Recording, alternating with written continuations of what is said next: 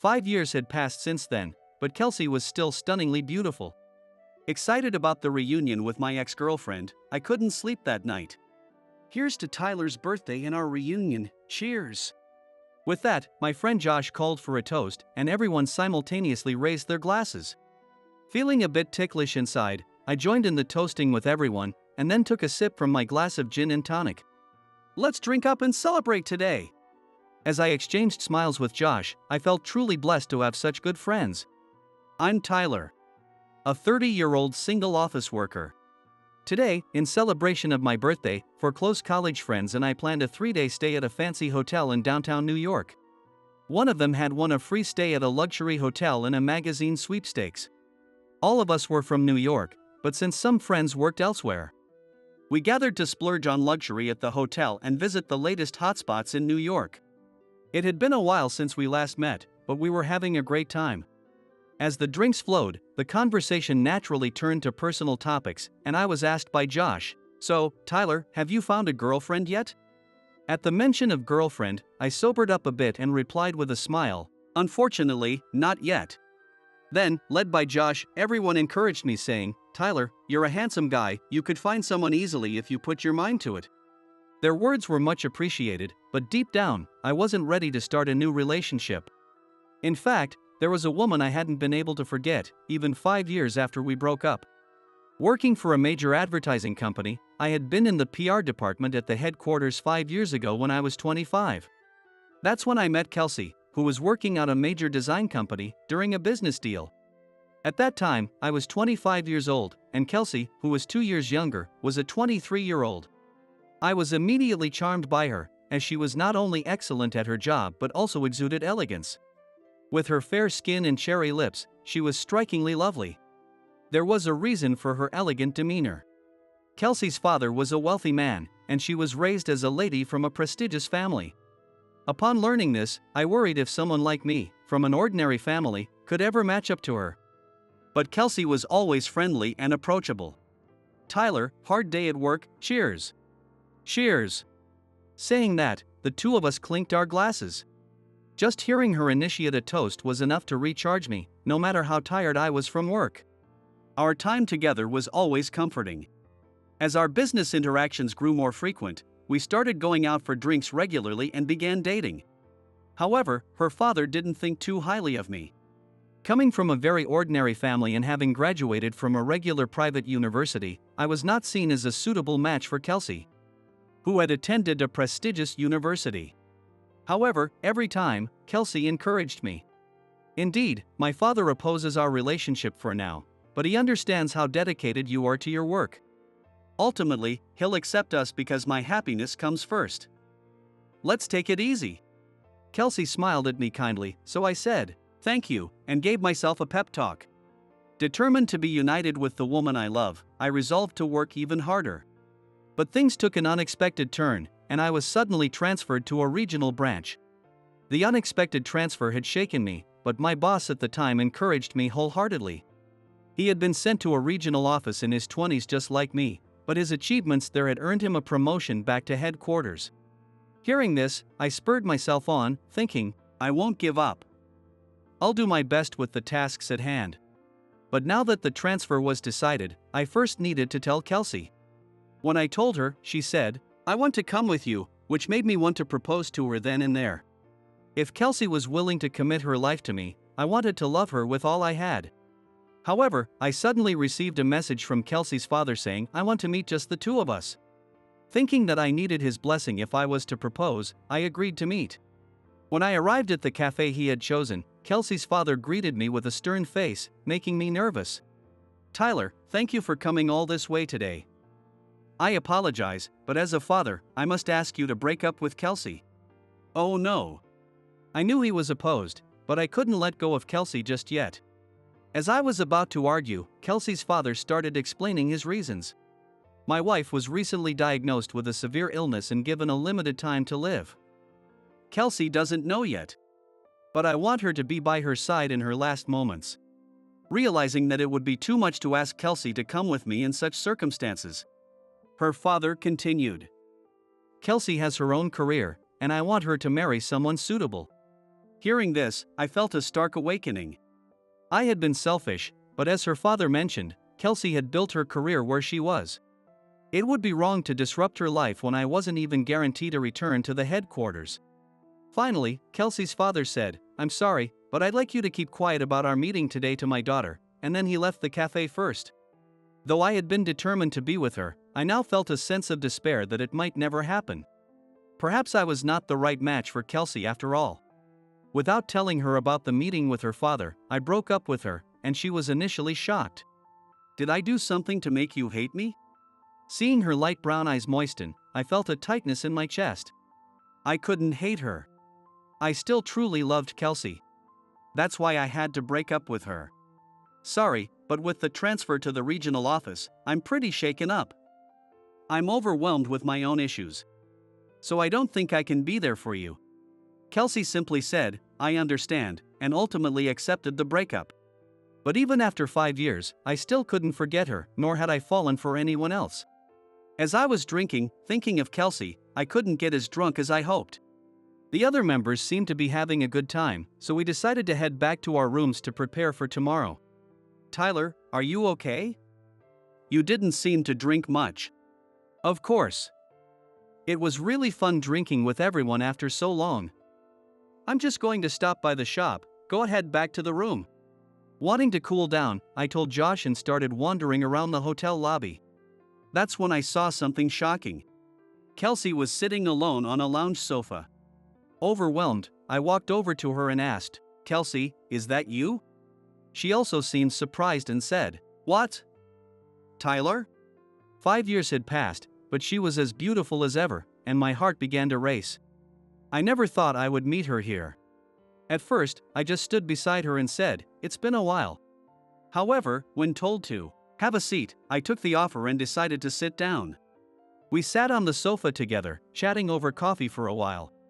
Honestly, after the way we had parted, I thought she must have completely disliked me by now, but Kelsey was as friendly and open as ever. "I never thought I'd meet you here, on your birthday of all days." "Ah, you remembered. What brings you to this hotel today?" Curious about her reasons for staying, I asked her. "No, actually. I'm staying here because I have a matchmaking meeting tomorrow noon." The mention of an unexpected matchmaking meeting hit me like a blow to the head. Yes. She's like a princess. She's 28 this year, so it's natural for her to have a matchmaking meeting. While I was trying to act natural so that Kelsey wouldn't notice my shock, she updated me on her recent life. Actually, 2 years after we broke up, my mother passed away. It would have been too much for my father alone. So staying here was probably the right decision. Hearing this, I felt truly relieved. She seemed satisfied that she could be there for her mother's last moments. A caring daughter like her would have brought her mother happiness. While enjoying our conversation, I checked the time and realized that we had been chatting for about an hour, so I decided it was time to leave. To tell you the truth, I was afraid that if I stayed any longer, I wouldn't be able to control myself. "I'm sorry for keeping you, especially since you have your meeting tomorrow." "No, it's okay. I was nervous about tomorrow and couldn't sleep, so it was nice talking to you. Good night." With that, we said our goodbyes and left the place. When I unlocked my room with the keycard, everyone else was already asleep, but I couldn't sleep due to the excitement. I was the one who broke up with her, and I know that staying here for her mother was the right decision. But why can't I forget about Kelsey? All night long, I thought about her and unsurprisingly, I didn't sleep a wink. Despite feeling tired, I thought I shouldn't show it to my friends, so I acted cheerful at breakfast. Today, we're going to tour New York, so I need to change my mood. However, as noon approached and we were about to leave the hotel, I started to get anxious. Kelsey was supposed to be having her matchmaking meeting at the hotel. I knew there was nothing I could do if I went back, but I couldn't help myself and lied to my friends, saying, "Sorry, I forgot something at the hotel," and hurried back. I didn't understand why I was acting this way, but when I arrived at the lounge where we had spent time yesterday, I couldn't believe my eyes. There was Kelsey's father, arguing with her. And, because I had just shown up, Kelsey's father was shocked. "Tyler, why are you here? You didn't orchestrate this meeting to sabotage her arrangement, did you?" Confused by everything, Kelsey defended me. Dad, no. Tyler has nothing to do with this. I just hated the idea of the matchmaking meeting and ran away here. It turned out that the matchmaking meeting was a lie. And she had actually run away from home because she couldn't stand the persistent matchmaking meetings her father was pushing on her. Kelsey's father, who had often used this hotel for family events, had suspected she might be here and came looking. This chance encounter made the situation even more complicated. Despite Kelsey's objections, her father wouldn't back down. The man from the matchmaking meeting is wealthy, so you wouldn't need to work like you do now. Your late mother also wanted your happiness more than anything, so you should accept this proposal. No. I don't want a marriage like that. Why are you forcing me into this now when you supported my career until now? After breaking up with Tyler, I've poured everything into my work, and I can't just give that up. Her words made my heart race. I hadn't realized she had been so devoted to her work. I disagree with forcing her into a matchmaking meeting if she was so against it. I also oppose the matchmaking meeting if Kelsey isn't keen on it. But my words seem to backfire in the emotional turmoil. You have no say in this. Didn't I tell you before? A man who gets sent away like you isn't suitable for Kelsey and can't make her happy. What? Dad, you said that to Tyler? Overwhelmed by emotions, Kelsey was appalled that her father had revealed the truth he had intended to keep secret. That's when I decided to reveal the truth too. About that. I've actually been promoted back to the headquarters after 5 years. Oh. As expected, both were greatly surprised. Kelsey's father was so shocked he was speechless. I then explained everything. Even after we broke up, I couldn't forget Kelsey. So I worked relentlessly and, as a result of securing a major deal, I was recognized and I am now returning to the headquarters. Of course, I didn't expect we could get back together. But becoming a man worthy of her and approved by you, sir, was my only goal for the past 5 years. Yes, ever since then, I had been waiting for an opportunity to return to the headquarters.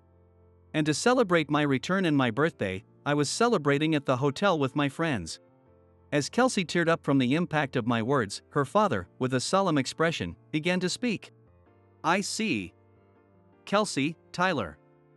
I apologize for losing my composure earlier. I'll be staying at this hotel tonight to cool down. Afterwards, I'd like to have a proper discussion with you, Tyler, if that's all right? I hadn't expected Kelsey's father to want to talk again, just like 5 years ago. Kelsey looked worried when she heard this, but I was already planning to stay another night at the hotel, so of course, I agreed. Later that evening, when I returned to the hotel and explained everything to my friends, they were surprised but warmly saw me off. Meeting your ex on your birthday, that must be fate. Hang in there, Tyler. Thanks, everyone. I thanked my friends, including Josh, and began preparing to meet Kelsey's father at the bar he had designated. I was determined to fully commit to reuniting with Kelsey, the woman I love. After a light dinner, I headed to the bar where Kelsey's father was already waiting. As I approached him in the dimly lit bar, he encouraged me to order a drink. Once our orders arrived, Kelsey's father slowly started on the main topic. Tyler, I truly apologize for my behavior earlier. I had no idea you cared so deeply for Kelsey. Seeing him calm and able to discuss things put me at ease. He was heated because he cares so much about his daughter. It's okay. Either way, it was good that Kelsey stayed with her mother. Yes. Despite her busy work, Kelsey fully supported her mother. My wife in heaven surely wants nothing more than her daughter's happiness. That's why I've come to realize that you are the only one for her. Hearing that, I couldn't help but smile broadly. You mean? Yes. I'll permit you and Kelsey to marry. Please, take care of my daughter. Then, we toasted with our glasses and decided to drink and talk together. Though the alcohol was tough on my sleep-deprived body, I wanted to celebrate this night with good spirits. I had never thought that my feelings over the past 5 years would come to fruition, and the joy was even greater because of it.